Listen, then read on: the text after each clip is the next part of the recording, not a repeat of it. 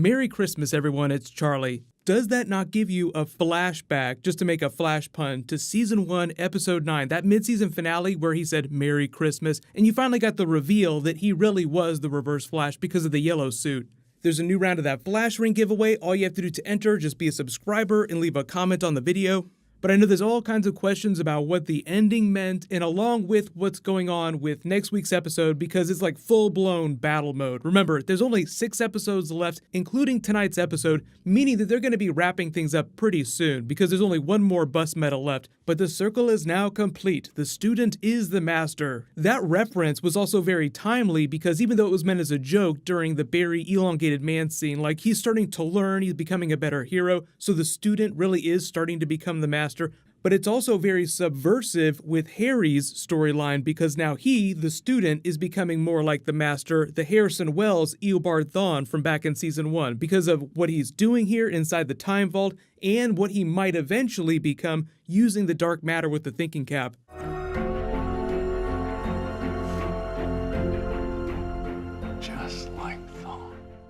So, top 10 WTF Easter eggs, let's do it. Number 10, Jay and Silent Bob episode of The Flash. If you guys didn't know, Kevin Smith directed this episode. He told a big story on his podcast about how the producers asked him to be in the episode, and they were like, would Jay want to be in this? Because it was going to be a comedic moment. So if Silent Bob himself is going to be directing the episode, then why not go for it? And he said that it took him a minute to say yes, but eventually he did, and they had a lot of fun. And he's like, I'm not playing Silent Bob the character, but I don't speak, so think of that what you will. Kevin Smith has directed a couple episodes in the past, but this is the first one I think that he's guest starred in. Jason Mewes actually got to guest star during a couple episodes during Season 2, during the Zoom season. He got to be one of the background figures with a costume on, but he also got to be that annoying character with the Hummer earlier in the episode. I think that was from the same episode. I think he just played 2 different characters. But within the Jay Silent Bob joke, number 9, they actually drop a big Black Adam reference.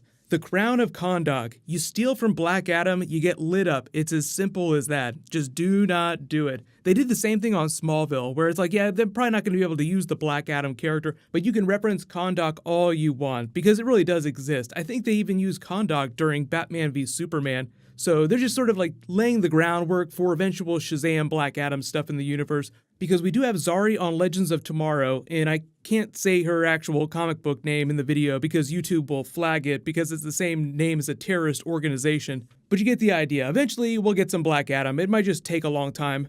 Number 8, Breacher is back. Always fun to see Danny Trejo on. They drop all kinds of Dusk Till Dawn references. If you haven't seen that in a long time, badass Quentin Tarantino, really good Grindhouse movie, but also a lot of really cool Danny Trejo in it too. This is what he looked like during that. You don't realize it, but this movie was a long time ago. But it all sort of works with the vampire reference. So just a reminder that we now have vampires in the DC universe, but they're on a different Earth, so who knows if we'll ever see them during a crossover episode. But Oliver Queen Vampire Hunter does sound like a lot of fun. See if he wants to do a vampire episode of Arrow in the future. But number 7, we get the Null character. So I wasn't a super big fan of the actress's portrayal of the character, but I talked a little bit about her during my trailer video. The character actually debuted during the Hawk World comic book. They had that really funny reference during Legends of Tomorrow's finale, the stupid chicken people. Still not totally sure after the episode why the Thinker needs her powers in particular, because he already has repulsor technology, but because she was flying around at the end of the episode manipulating her own relative gravity, maybe that's what he'll use it for. Like, it'll just give him the ability to seemingly fly, even though that's not exactly what's happening.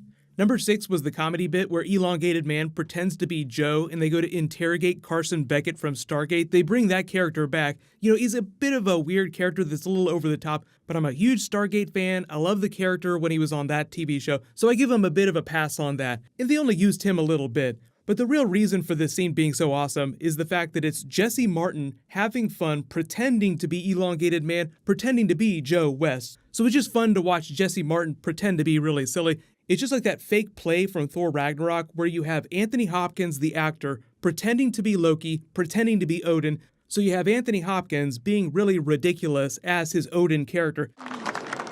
Oh shit. Number 5 was Marlize realizing that she'd been roofied with those tears. So it sets off this Westworld arc. If you're not a Westworld fan, that show is actually getting ready to start. I do videos for it, so I would recommend you check it out. But a big part of the season 1 plot was the way that they treated the robots on that show. So sometimes they'll slowly achieve consciousness, they'll realize what's going on, and the people that run the park will have to reboot their minds, and it'll become this big loop where eventually events will lead to them slowly regaining a form of consciousness, then they get rolled back again. So they call that a loop. So Marlize has been on a loop, and we find out number 4, even bigger WTF, that this has been happening over and over again. How many times has it happened? Too many times. So this is one of the worst crimes that the Thinker has probably committed, this form of spousal abuse, where he is doing the thing that they actually highlighted during the hero arc. So remember when Elongated Man had that line of dialogue and said, "You're not doing what's good for me, you're doing what's good for you, Barry." Barry was making the selfish choice. Sisko did the exact same thing. There was a parallel with the Breacher storyline too. Sisko lied to Breacher because he was worried he wouldn't get to keep seeing Gypsy, and it almost led to Breacher dying. So the whole idea is that eventually Sisko does the right thing, tells the truth to Breacher, Barry does the right thing with Ralph, but because the Thinker is the villain of the season, does not do the right thing and continues to abuse his wife and puts her on another loop. In that very last scene that they had in the episode was the exact same thing that happened at the beginning of the episode, just indicating that she had started another loop. The big thing I think they're foreshadowing here is that Team Flash will eventually find out what's going on. They'll try to help her, and Marlize will be critical in defeating the Thinker. So they included a lot of moments and a lot of dialogue in the episode to remind you of really important ideas that I think that they'll pay off later, like being unpredictable, telling the truth, working together as a team. They all sound like platitudes, but trust me, those will be very important for defeating the Thinker later on. Number 3 was the fart save at the end of the episode. Obviously, like, the fart, was kind of funny, a little bit gross. But the real thing is look how far his arm can stretch. Like, that's crazy. He goes above one of the buildings. Like, that's just nuts. They kind of did that earlier this season. Like, you always wonder, what are the upper limits of his abilities? His powers actually work a little bit more like Plastic Man's powers in the comics rather than the traditional Elongated Man. Plastic Man is different because he can mimic anything. He even turns himself into a shredder during the Dark Knight's Metal story and shreds a bunch of enemies. But again, I think the real reason that the Thinker wants Ralph's powers is so that he can get his old body back. Although he does have a lot of other abilities, it's just that there's usually like one thing that he wants from each of the metas. Number 2 was Sisko potentially leaving the show down the road. Breacher's like, hey, I'm gonna go to that dragon farm on Earth 47. Get your Khaleesi on, have some Game of Thrones fun. I'm not a Khaleesi. So many good Breacher one-liners. Like, I could just see them standing off screen, giving Danny Trejo different funny lines to read. Like, try this one. Talk about using your knife as a mirror because you don't want people to think that you're a little girl. The whole thing with Sisko is that the actor actually tweeted this out in response to Danielle Panabaker tweeting this out. Say it isn't true. Are you potentially leaving the show? And he's like, is this clickbait? Is this drama? What's going on? The thing they might do, because I don't think that the actor is like full-blown leaving the show, is that it might be a Willa Holland Arrow situation where they just leave for a couple episodes, then they come back. So the internal logic for why he would be gone for a couple of episodes is just because he's working with the Breachers. There's really only one big reason to send him away before the end of the season, and that would be to leave Barry a man down in the fight against the Thinker. Like, you take away some of the chips that Team Flash has, it makes it harder for them to win. But it almost feels like they're setting up more of a season 5 plot, like that'll play out over the course of that season. So like he'll come in and out of episodes. I think it makes it easier for them to balance the cast so that everybody doesn't have to be in every single episode. You don't have to give everybody a storyline. Like if Sisko's not going to be doing anything in an episode, it would make sense that you just don't include him in the episode so that you can focus more on the other characters that are bigger for the story that week. So I think that's all that's going on, but as far as I know, the actor is still a main cast member, but remember, we still have 5 more episodes to go, so I think they won't make more season 5 announcements about the cast, like who's staying, who's going, who the new people are going to be, until we get to the summer. So just put a bookmark in that. But number 1, of course, is the return of Gideon using the Reverse Flash's gear to juice up the thinking cap with dark matter. And that's what's going on here if you're not sure what it is he's hooking this up for. He's going to do the thing that Sisko told him not to do. Don't use dark matter like the Thinker used. Because there was this big running plotline in the episode where Harry got pissed off that the thinking cap wasn't working the way it was supposed to because they were preventing themselves from juicing up their thinking cap with as much energy as the Thinker did.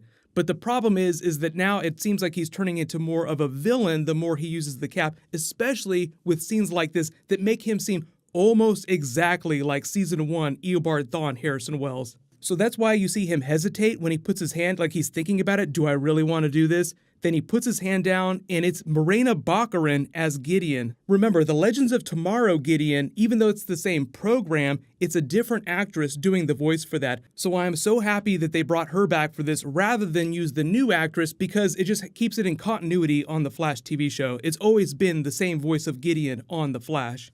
But remember, he's juicing up the thinking cap, and he has access to future knowledge. So it sounds like he's just going to try and cheat, so to speak, take the shortcut. Remember that Star Wars reference, now I am the master. He's slowly turning into Harrison Wells' Reverse Flash. Now, not necessarily physically becoming him, he's not going to have his powers. He'll be a very different kind of villain, but because they made the Star Wars reference, shortcuts, anger, hate pave the path to the dark side. So it's sort of like Anakin Skywalker falling from grace, slowly seeking a shortcut to cheat death, because now Harrison Wells is seeking a shortcut to beat the Thinker. Can't go wrong with a lot of classic Star Wars, but let me know if you spotted any Easter eggs that I didn't mention in the video and what your favorite moment was. We also have to talk about what's going to happen to Harrison Wells if they continue down this path, because they could be setting him up to be a Season 5 villain if he goes off the deep end. What'll happen is I'll post my Flash trailer video tomorrow morning. I'll name the giveaway winner when I post that. Click here for that brand new Thanos Infinity War trailer, and click here for my Legends of Tomorrow finale video. Thank you so much for watching. Everybody stay awesome. I'll see you guys tonight.